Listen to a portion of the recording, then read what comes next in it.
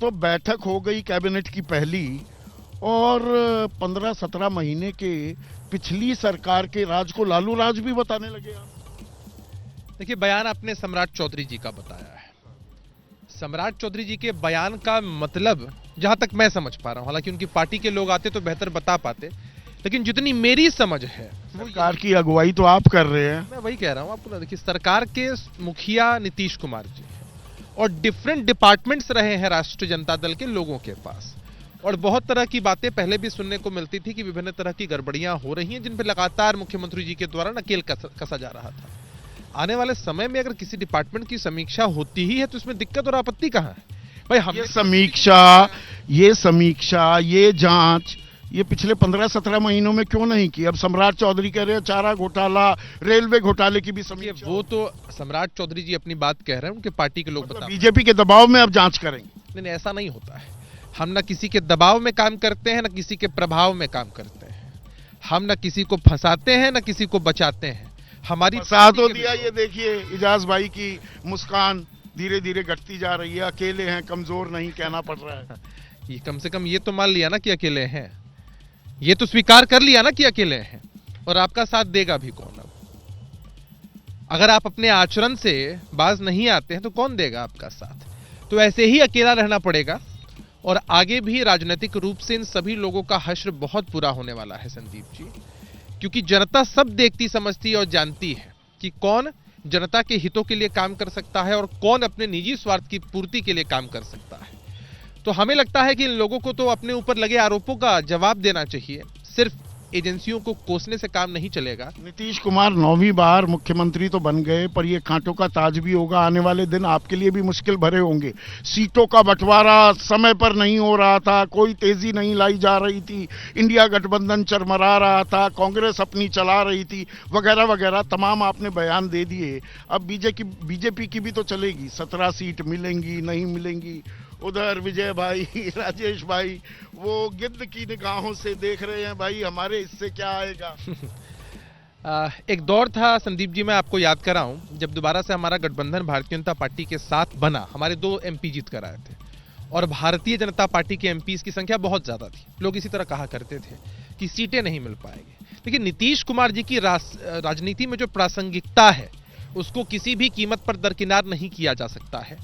उस वक्त भी सीटें का बंटवारा बहुत अच्छे से हो गया था, और आने वाले समय में आपको दिखेगा। बहुत 1 तारीख को विस्तार है कैबिनेट का, 1 फरवरी को। ये तो मेरे कार्यक्षेत्र से बाहर का प्रश्न आपने पूछ लिया। वो भी एक और वो भी टेढ़ी खीर है। वो प्रधानमंत्री बता रहे हैं कि जो तैरना जानता है तो वो तैरेगा, गहरे पानी में भी उसको घबराहट नहीं होगी। अब इतना तैर लिए तो घबराहट क्यों हो रही है कि ये आउट ऑफ सिलेबस पूछ लिया? नहीं, आपने मेरे कार्यक्षेत्र से बाहर का सवाल पूछा कि सरकार से जुड़े जो भी सवाल है वो तो राजनीतिक पाठशाला तो नीतीश कुमार ने चला रखी है। नहीं, राजनीतिक पाठशाला में तो पढ़ के हम लोग आगे बढ़ ही रहे हैं आपके सामने, लेकिन सरकार से जुड़े जो सवाल हैं वो तो मुख्यमंत्री जी का स्पेशल प्रेरोगेटिव है, विशेषाधिकार है। कैबिनेट का विस्तार कब करते हैं, नहीं करते हैं, किन लोगों को शामिल करते हैं, क्या पोर्टफोलियोज बढ़ता, सब कुछ आ जाएगा। ये तो अच्छी बात ही है संदीप जी। एक बात बस मैं कहना चाहता हूं, जब हम इंडिया गठबंधन में रहते थे तो भी आकर्षण के केंद्र हम ही थे। आज हम एनडीए में आ गए हैं तो भी आकर्षण के केंद्र हम ही। Whether somebody loves you or hates you, you cannot be ignored. They can't ignore you. आप इनकार नहीं कर सकते हैं हमारा। आप इकरार करिए, इजहार करिए, आपको इनकार करने की क्षमता नहीं है। ठीक है। यहाँ पर मेरे सहयोगी अभिषेक उपाध्याय, बिल्कुल नजदीकी है ईडी का दफ्तर, प्रवर्तन निदेशालय का दफ्तर पटना में, जहां लालू यादव की पेशी चल रही है। और रोहिणी आचार्य कह रही हैं कि शेर अकेला है लेकिन कमजोर नहीं। वहां पर बड़ी तादाद आरजेडी के समर्थकों की भी है। अभिषेक और मीसा भारती कह रही हैं, रोहिणी आचार्य कह रही हैं मेरे पिता को कुछ हो गया, सरकार जिम्मेदार होगी। अंदर क्या कुछ हो रहा है और कितनी देर पूछताछ और चलने वाली है?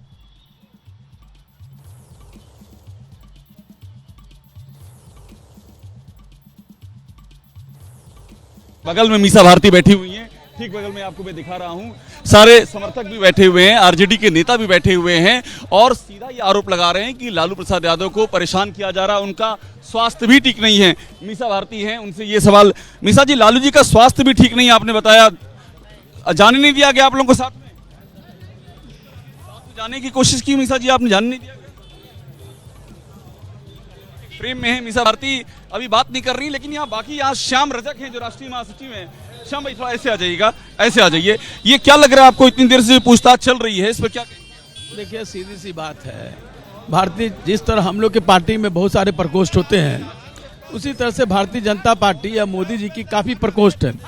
हर पार्टी की पॉलिटिकल प्रकोष्ठ है, उसी तरह ईडी, सीबीआई, आईटी, ये सब उसके प्रकोष्ठ हैं। उन प्रकोष्ठों का जो काम है वो अपना कर रहे हैं। लोग ठीक सामने की बिल्डिंग में सब लोग बैठे हुए, मीसा जी बैठी हैं, आप बैठे, अब्दुल बारी सिद्दीकी बैठे हुए हैं। मैसेज क्या है यहाँ से आप लोगों का, जो मैसेज जा रहा है वो क्या है? कोई मैसेज नहीं है। मैसेज क्या है कि हम हमारे नेता वहाँ हैं तो हम लोग उनके लिए यहाँ आए हैं और कुछ नहीं है। हमें इन चीज़ों से घबराते भी नहीं हैं। लालू जी के स्वास्थ्य खराब होने की बात भी लगातार आपकी ओर से की जा रही है। ये लालू जी के तो स्वास्थ्य सब लोग जान रहे हैं। डॉक्टर ने भी कहा उनका किडनी ट्रांसफ़र हुआ और ट्रांसप्लांट हुआ, कई चीज़ें आप जानते हैं। इसके बाद भी पूछना। एक सवाल का जवाब और दे दीजिए। आप लोग कह रहे हैं बदले की कार्रवाई, वो कह रहे हैं कि बाकायदा दस्तावेज है, सबूत है, रजिस्ट्री है, इसलिए ये कार्रवाई हो रही है। भैया उसमें हमको कुछ नहीं कहना है, हमको कुछ नहीं कहना है कि क्या है क्या नहीं है। हमारा इतना ही है कि समय क्या है, टाइमिंग की बात। ये आप बताइए ना कि अगर आपके पास है तो आप किस समय पर क्या कर रहे हैं। आप 19 तारीख को किसके यहाँ छापा मारा था? और टाइमिंग पर सवाल उठा रहे हैं संदीप श्याम। हाँ, 19 तारीख को किसके यहाँ छापा मारा था? और फिर 23 तारीख को क्या परिवर्तन हो गया? ये टाइमिंग का सवाल देखिए उठाया जा रहा है। श्याम रजक राष्ट्रीय महासचिव है, मेरे ठीक सामने संदीप, ये मीसा भारती बैठी हुई हैं, अभी बात नहीं कर रही हैं। अब्दुल बारी सिद्दीकी बैठे हुए हैं, सारे जो आरजेडी के नेता हैं। एक बार मैं और ट्राई करता हूं ये बोलने के, पूछने के लिए। मीसा जी क्या लग रहा है, बदले की कार्रवाई हो रही है? कुछ तो बोलिए, स्टैंड क्या है आपका इसे? मैं बोलूंगी लेकिन अभी नहीं, थोड़ी देर बाद प्लीज। स्वास्थ्य की चिंता तो होगी ना वहाँ? बिल्कुल बिल्कुल, तभी तो मैं यहाँ बैठी हूँ, नहीं तो क्यों बैठती। आप जानने की कोशिश भी कर रही थी मेरे ख्याल, जानने। मैं बोलूंगी, सारे विषय पे बोलूंगी, लेकिन थोड़ी देर। तो मीसा जी हैं, कह रही हैं कुछ देर बाद बात करेंगी, और ये भी कह रही हैं कि यहाँ पर लगातार बैठे हुए हैं और सामने की बिल्डिंग में पूछताछ हो रही है। ये पूरा दृश्य है, आरजेडी पूरी तरह से यहाँ पर एकजुट है। और इस टाइमिंग का सवाल उठा रही है संदीप कि इस टाइमिंग पर ही जो किया गया है, और टाइमिंग को बड़ा मुद्दा बनाने की तैयारी में है। संदीप, तो विक्टिम कार्ड कहीं ना कहीं खेलती दिख रही है आरजेडी, और ये कहना कि शेर कमजोर है, लेकिन शेर अकेला है लेकिन कमजोर नहीं। और राजनीतिक प्रकोष्ठ बता रहे हैं श्याम रजक, ये ईडी, सीबीआई, आईटी, जो विपक्ष पर खास नजरें तरेरता दिखाई दे रहा है। ये खिसियानी बिल्ली खंबा नोचे वाला भी खेल है क्या? जैसे ही घड़ी का काटा दोपहर 2:30 पे आए, बबीता जी का दिल सास बहू साजिश के लिए मचल जाए। और ये है इनकी बहू, पूरे दिन ऑफिस की टेंशन हो जाए गॉन जब ये करें अपना फेवरेट शो फ्री टाइम पे ऑन। इनकी तरह आप भी देखिए अपना फेवरेट शो अपने टाइम पर, और डाउनलोड कीजिए एबीपी लाइव ऐप अपने स्मार्ट टीवी पर।